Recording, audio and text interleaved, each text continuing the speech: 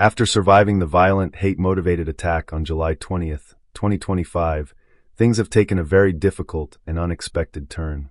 My wife and I have continued to cooperate fully with law enforcement and prosecutors.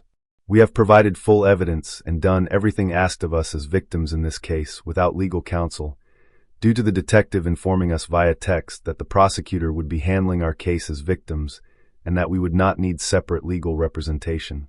However, the process has been far more complicated than we ever imagined. Despite being the ones who were targeted, injured, and traumatized, recent communication from officials has made it clear that the situation is not straightforward. We've been informed that, based on statements made by the individuals who attacked us, there's a possibility that we could also face charges, something that has been terrifying and extremely confusing for us as victims. When speaking to legal counsel, many have described the handling of this case as highly unusual and advised that we should have representation before speaking further with the prosecutor or detective.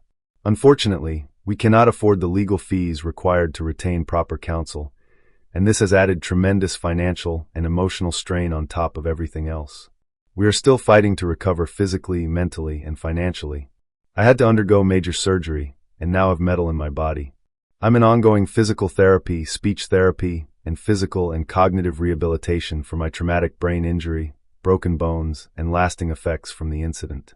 My body from head to toe is covered in scars, and I have bald spots from my injuries. My wife needs physical therapy for her injuries, but has prioritized my health due to low funds and my injuries being life-threatening and life-altering. She also suffered head trauma and significant dental injuries that required endodontic treatment, a root canal, and placement of a dental crown to restore her front tooth, something she initially struggled to share publicly because the attack left visible reminders of what we went through and wanted to wait to address until after it was repaired. We have been unable to work. My wife recently tried to work, but had to have medical accommodations due to the type of work she does, which makes her pay very little because of limitations on her hours. Delays in receiving her medical records for temporary disability have also increased our financial instability. My severe injuries have affected my ability to work and limited my opportunities, and we have been struggling to keep up with medical bills, co-payments, basic necessities, therapy costs, and transportation to dozens of appointments, many over an hour away from where we live.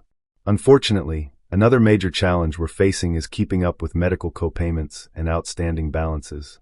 Like many healthcare facilities, the offices where I receive treatment have strict policies regarding unpaid balances and attendance.